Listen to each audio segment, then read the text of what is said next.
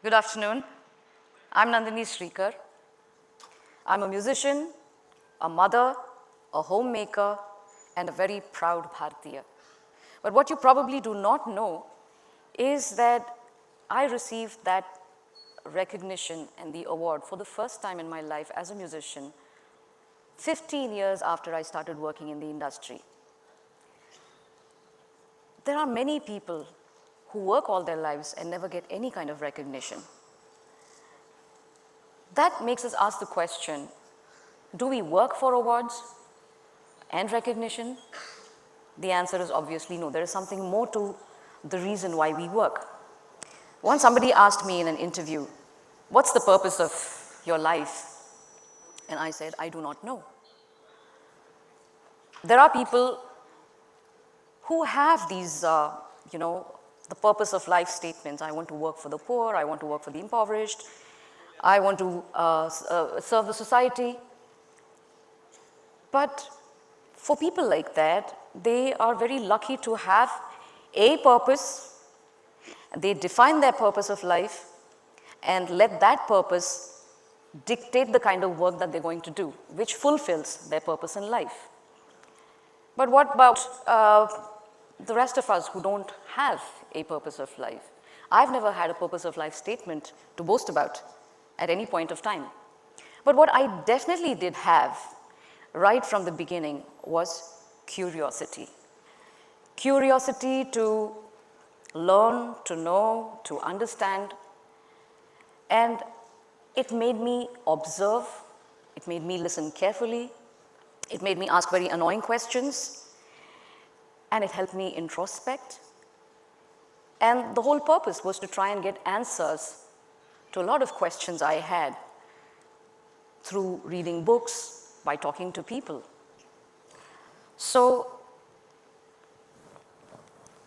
from there, as you know, I have been introduced, I entered the industry. I quit my job in the IT and entered the industry pretty late in my life after my first song, and which was a huge hit. But I never knew that finding work in the industry would be such a big struggle. So again, my curiosity took over, and I decided to learn sound engineering, production, programming, and I took this up. The fact that I had a maths physics background helped me learn these stuff really very quickly. And I started composing music for advertising, ad films. So the whole point was that helped me survive the industry. There is no point in cribbing about the world, saying that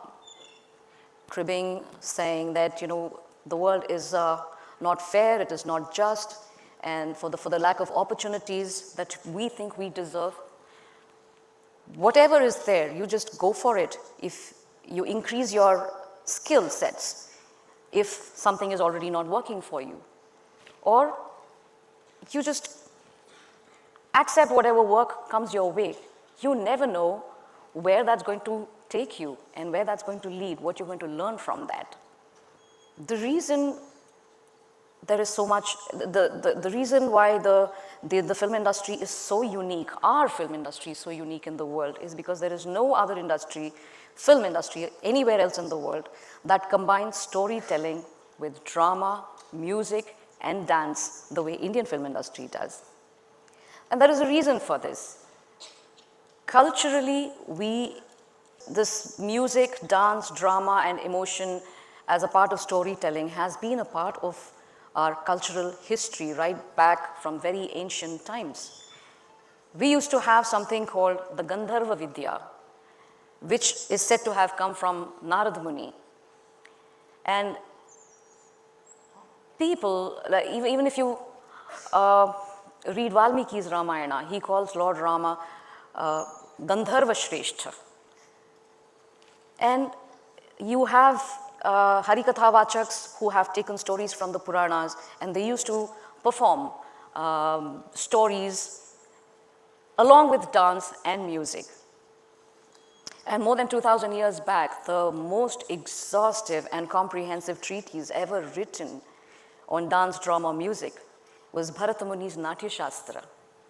It talks about everything right from how to set up a stage, where do you have your entry point, your exit point, how to deliver dialogues, how to convey emotions, dance, music, and also how not to bore the audience.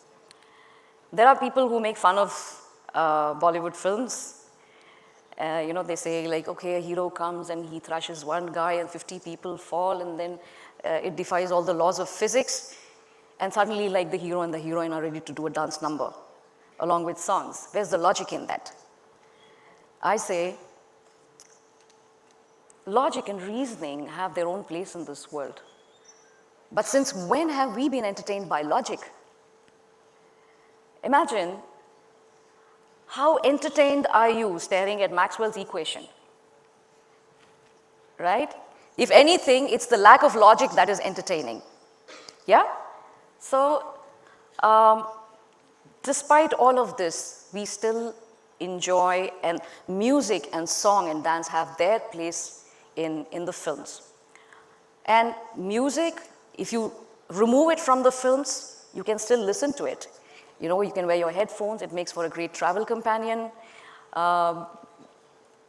If you're not in a good mood, you listen to music, it elevates your mood.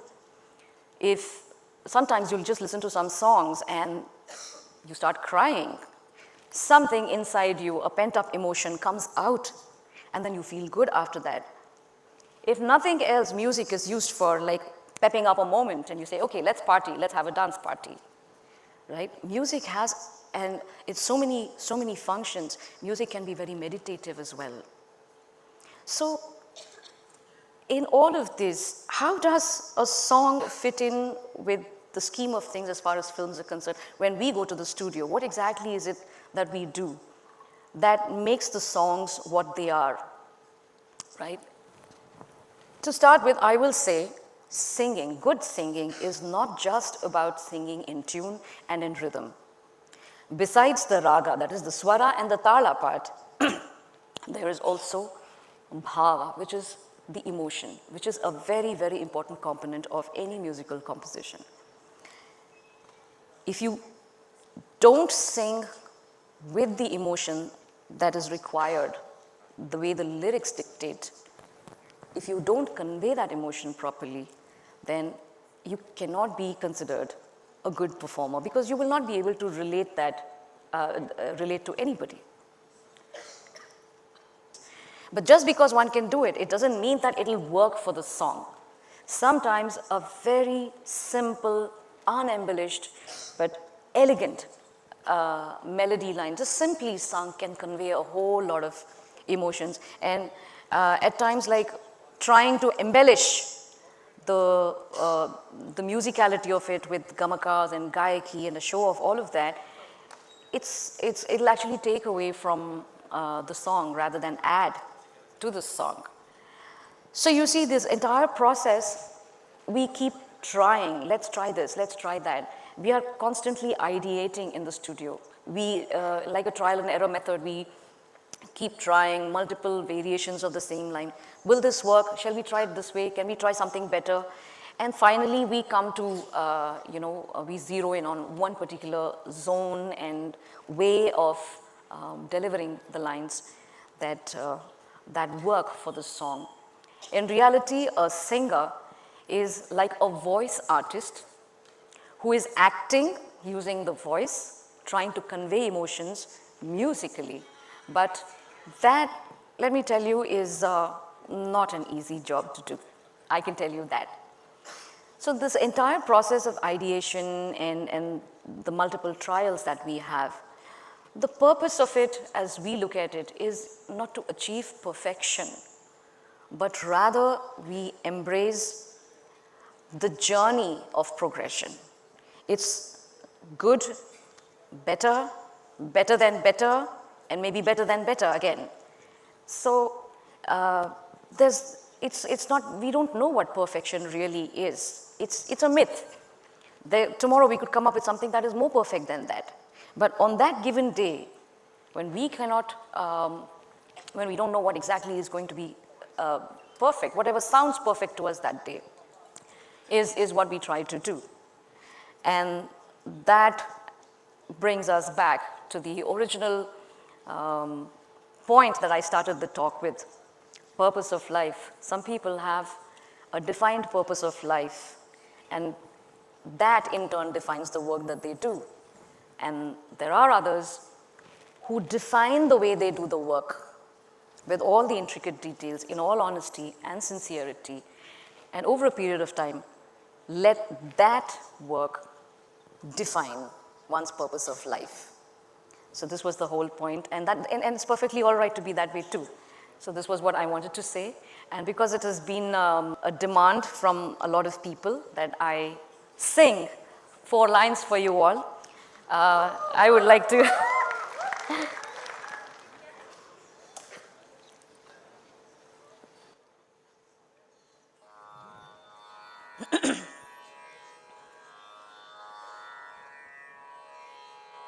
from Hare Naina,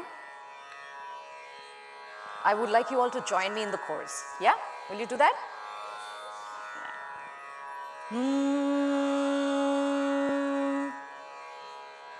हाँ, कोमल बड़ी है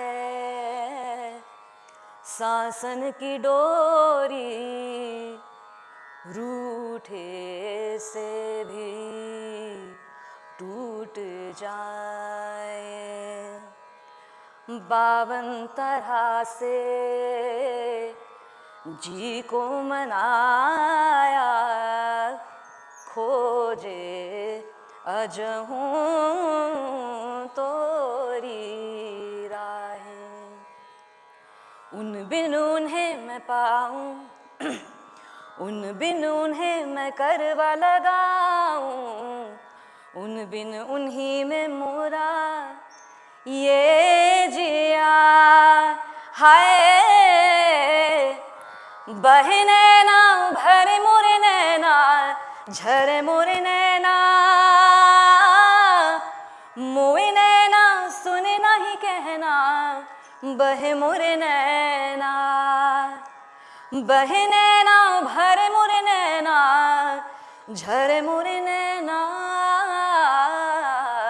मोए नैना सुने नहीं कहना, बहे मोरे नैना.